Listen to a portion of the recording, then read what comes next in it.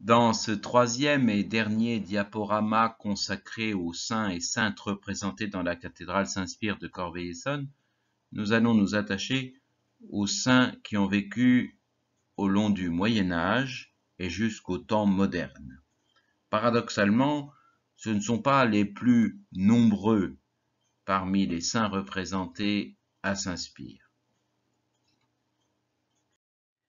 Dans la chapelle des docteurs de l'Église, nous reconnaissons saint Césaire, qui fut moine à Lérins avant de devenir évêque d'Arles. Il mourra évêque d'Arles en l'an 542. Il sut à la fois protéger son peuple contre les exactions des barbares et l'enseigner par des sermons simples et vivants. Écoutons-le. Le soin de notre âme, frère, est en tout point semblable à la culture de la terre. En effet, de même que dans une terre cultivée, on arrache d'un côté, on extirpe de l'autre jusqu'à la racine pour semer le bon grain, de même doit-on faire dans notre âme, arracher ce qui est mauvais et planter ce qui est bon. Saint Guénot ou Saint Guénolé est un saint breton. Il est réputé avoir fondé l'abbaye de Landévennec, où il mourra vers l'an 542. Il est représenté sur ce vitrail du chœur de Saint-Spire en train de faire jaillir une source d'eau. Pourquoi est-il représenté spécialement à Corbeil? Eh bien parce que Saint Guénot était le patron d'une des églises disparues de Corbeil. Cette église fut aussi le siège d'un prieuré tenu par les moines de Saint-Victor. L'église a été démolie peu après la Révolution. Parmi le trésor de la cathédrale Saint-Spire, on trouve ce joli médaillon reliquaire qui contient un ossement de Saint Généreux ou Saint Générou, qui fut abbé de Saint-Jouin-de-Marne au diocèse de Poitiers et qui vécut au VIe siècle. Saint Léonard est représenté sur ce vitrail du chœur de la cathédrale de Corbeil. Mais qui est Saint Léonard? Le Saint Léonard le plus connu est l'ermite Saint Léonard de Noblat, qui vivait dans la région de Limoges. Cet ermite Saint Léonard est le patron des églises de Videlle et des Granges-le-Roi en Essonne. Mais ici, on l'a représenté non pas en ermite, mais en évêque. Il s'agit donc de l'abbé Saint Léonard dans le Maine. En effet, une église disparue de Corbeil qui se situait sur la rive droite, juste en dessous de Saint-Pierre-du-Perret, avait pour patron, selon l'historien l'abbé Leboeuf, ce saint abbé Léonard. C'est pourquoi il est représenté dans les vitraux de Corbeil. Saint Grégoire le Grand est mort en 604. Il fut pape. Docteur de l'Église, il est l'un des 4 pères de l'Église d'Occident avec saint Ambroise, saint Augustin et saint Jérôme. Saint Jean l'Aumônier fut évêque et patriarche d'Alexandrie. Il est mort en 619. Son surnom d'aumônier lui vient de sa très grande générosité envers les pauvres. Pourquoi est-il représenté sur ce vitrail du chœur de la cathédrale Saint-Spire? Il semble qu'il faille y voir une allusion à la commanderie Saint-Jean. Le bâtiment existe toujours, mais l'église est désaffectée. En effet, au pied du saint, on voit une princesse qui implore la miséricorde. On pourrait reconnaître la reine Ingeburge, épouse de Philippe Auguste, qui vint se réfugier et terminer ses jours à la commanderie Saint-Jean et qui est considérée comme la deuxième fondatrice de l'établissement. Saint Bernard de Clairvaux est une figure majeure du XIIe siècle. Il est mort en 1153. Il est venu plusieurs fois parcourir notre terre d'Essonne. En 1131, il a participé au concile d'Étampes. Et puis on sait qu'il est venu aussi à Corbeil en 1143, où il a tenté de réconcilier le roi de France avec le comte de Champagne.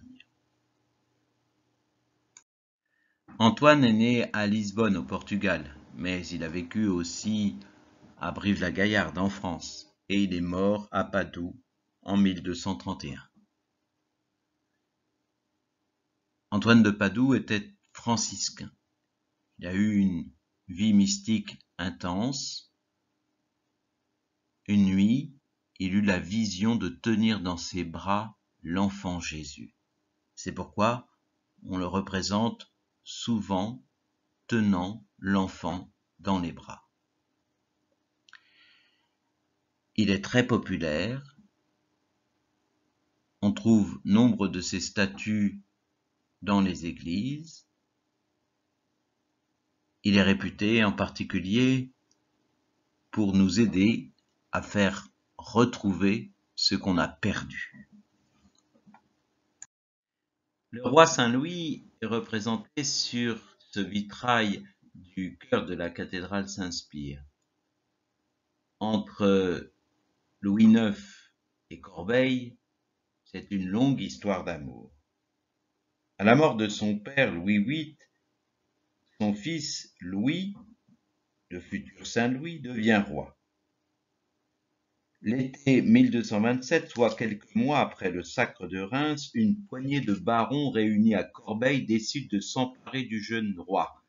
Ils veulent le séparer de sa mère et le prendre en otage pour gouverner en son nom.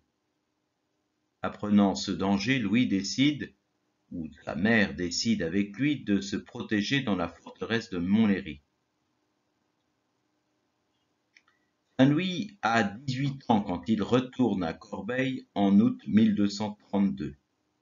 Et le 8 octobre de la même année, Saint-Louis revient à Corbeil en mars 1234.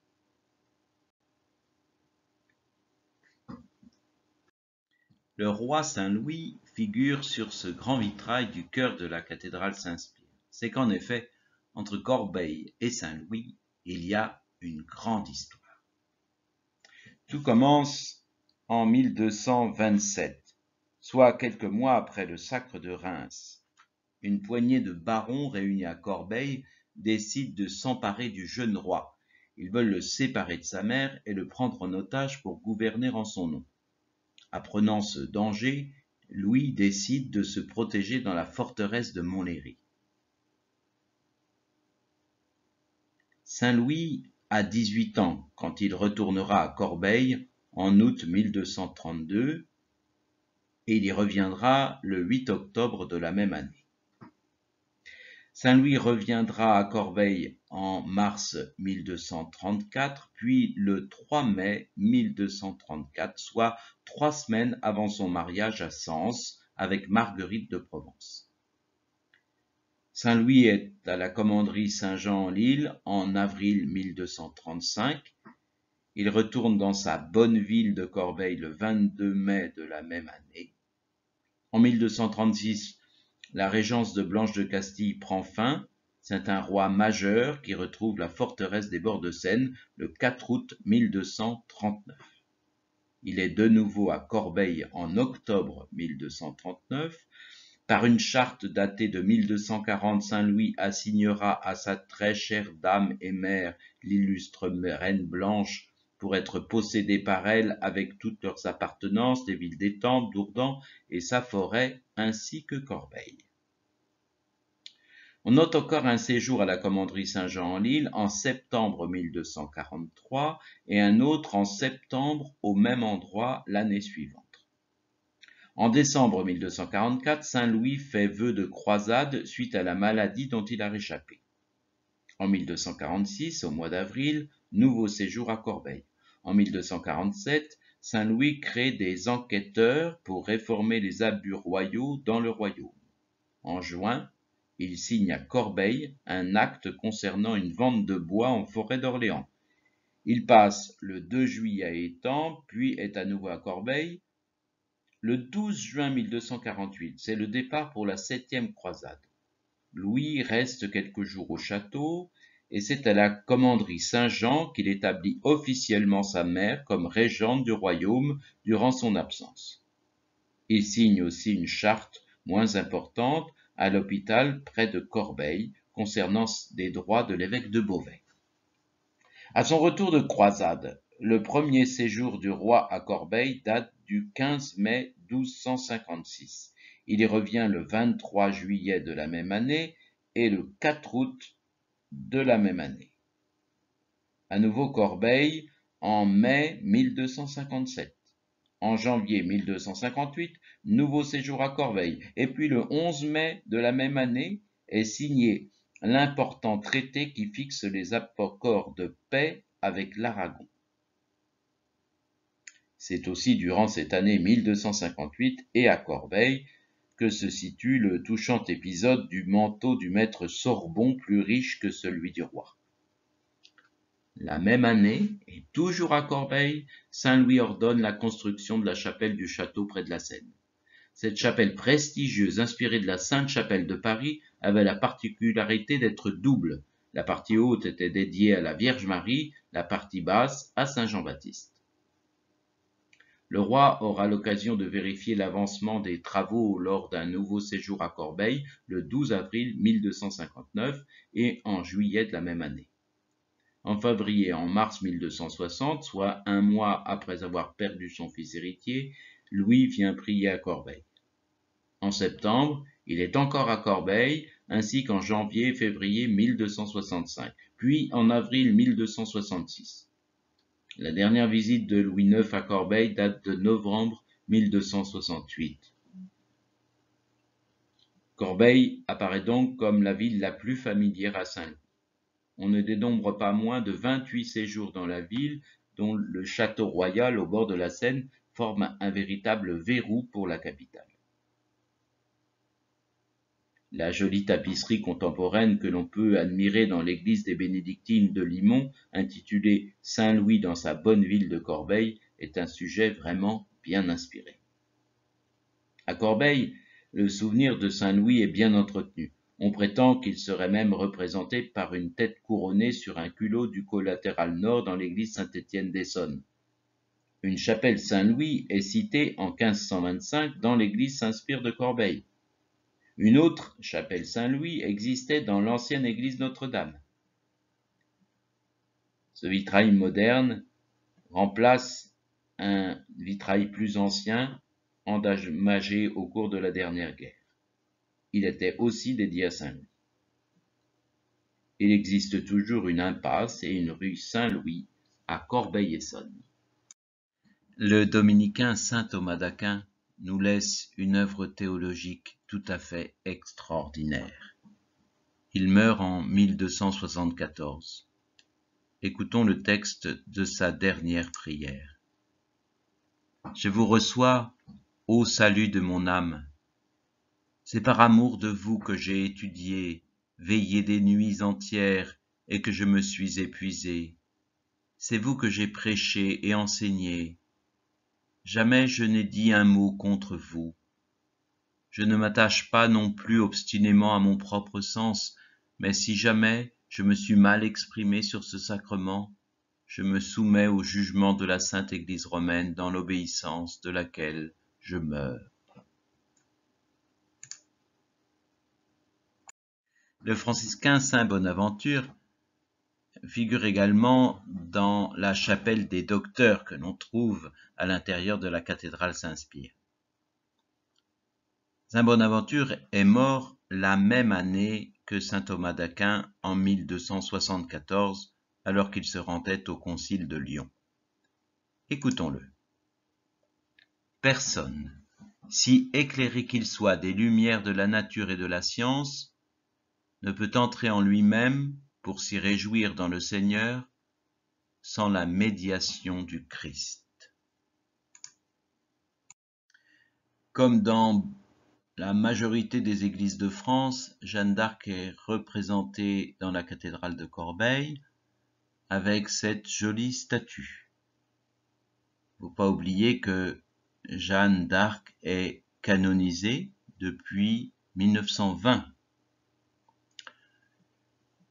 Il y a un certain lien entre Jeanne et Corbeil, puisqu'on sait que le dimanche 3 septembre 1430, 2 femmes sont comparues à Paris parce qu'elles défendaient Jeanne. L'aînée s'appelait Pierronne, elle était bretonne, elle avait été capturée environ 6 mois auparavant à Corbeil. Saint Charles Borromée, archevêque de Milan, mort en 1584, est représenté avec ce grand tableau situé dans une des chapelles du bas-côté nord. Saint Charles est connu comme un des grands évêques réformateurs, très pieux, très généreux, très courageux. La cathédrale Saint-Spire a également le privilège de posséder cette petite relique de Saint Charles Borromée. La cathédrale Saint-Spire possède aussi cette précieuse petite relique de Saint Vincent de Paul. On sait que Saint Vincent de Paul s'est intéressé au sort de Corbeil et des villages des environs, en particulier celui d'Étiolles, durant la grande crise de la Fronde en 1652. Thérèse de Lisieux est certainement aujourd'hui la sainte la plus populaire en France. Elle est morte en 1897, à 24 ans. On trouve sa statue dans pratiquement toutes les églises de France, car elle est, avec Jeanne d'Arc, seconde copatronne de notre pays. Laissons-lui la parole. Ma vie n'est qu'un instant, une heure passagère, ma vie n'est qu'un seul jour qui m'échappe et qui fuit. Tu le sais, ô mon Dieu, pour t'aimer sur la terre, je n'ai rien qu'aujourd'hui. Ô je t'aime, Jésus, vers toi mon âme aspire, pour un jour seulement reste mon doux appui, viens régner en mon cœur, donne-moi ton sourire, rien que pour aujourd'hui. Que m'importe, Seigneur, si l'avenir est sombre, te prier pour demain, oh non, je ne le puis. Conserve mon cœur pur, couvre-moi de ton ombre, rien que pour aujourd'hui.